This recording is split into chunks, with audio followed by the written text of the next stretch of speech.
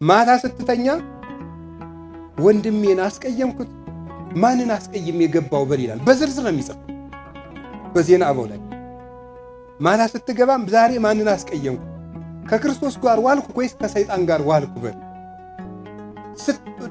ሌሊት ጠዋት ስትነሳ ከእግዚአብሔር ጋር አደርኩ ከሰይጣን ጋር በል። መንግሥተ ሰማያትን ይዣት አደርኩ ሲኦል ውስጥ ገብቻ አደርኩ በል። ኪሳራህን ገምግም ነው ጧትና ማታ። የማያስብ ነጋዴ፣ ኪሳራውን የማያስብ ነጋዴ፣ ትርፉን የማያስብ ነጋዴ ይሄ ምን ይባላል?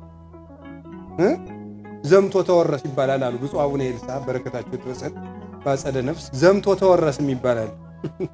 ዘምቶ ተወረስ ማለት ምን ማለት እንደሆነ ኦሆ ልትወው ከጦርነት ጋር እንዳይገናኝብኝ ነገሩ ግን ያለ መጽሐፍ ላይ ነው ልናገረው። ምን ማለት መሰላችሁ? ዘምቶ የሚወረስ ማለት ዘመቻ ሊያስፋፋ ወይም ግዛት ሊያስፋፋ ወደ ሌላ ሀገር ውጊያ የሚሄድ ንጉሥ ሲሄድ ግን በምስራቅ ወደ ምስራቅ ግዛት ሊያስፋፋ ሲሄድ ምሳሌ በምዕራብ ባለው ድንበሩ ምን አላስቀመጠበትም? ጠባቂ አላስቀመጠም። ከዛ በዚያ ግዛት ሊያስፋፋ ሲሄድ ምኑ ተወርሶ ይቆያል? ራሱ ቤተ መንግስት ተወርሶ ይቆያል። እንዲህ ያለ እንዳትሆን ይላል ማሪሳቅ እኮ ነው የሚለው። እንደዚህ ያለ እንዳትሆን ዘምተህ እንዳትወረስ ግዛት ግን ሳትለቅ ተዋጋ ይላል። ግዛት የተባለችው ጸሎት ናት። ጸሎት አቋርጦ አገልግሎት የለም።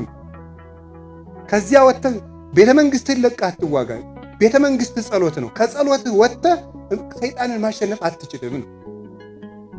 እንደዚያ ዘምቶ እንዳይወረስ ነጋዴ ትርፍና ኪሳራውን እና ትጋቱን እስቲ አሁን ነጋዴ ያስቡት። የነጋዴን ትጋት አስቡት። ለንስሐ አባት አይገኝ፣ ጉባኤ ላይ አይገኝ፣ ምን አይገኝ። አብዛኛው ነጋዴ አንዳንዱ እንዲያውም ኧረ ልጄ ጉባኤና ተብሎ ሲደውልለት መዋጮ ሲኖር ጥሩኝ ይላል።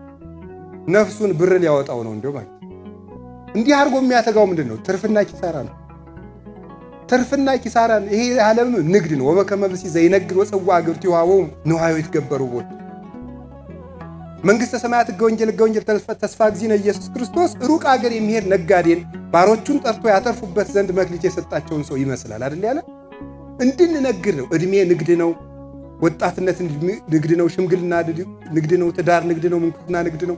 ሹመት ንግድ ነው። ነጋዴነት ንግድ ነው። እጃችን ላይ ያለው ነገር ሁሉ መንግሥተ ሰማያትን የምንገዛበት መነገጃ ወረታችን። ሁሉ ነገር እድል ነው። ጊዜ እድል ነው። ጧት እድል ነው። ማታ እድል ነው። ቀን እድል ነው። ትራንስፖርት እድል ነው። ሁሉ ነገር ክረምት እድል ነው። በጋ እድል ነው። ማጣት እድል ነው። ማግኘት እድል ነው። ካገኘ የመስጠት እድል ሰጥቷል እግዚአብሔር።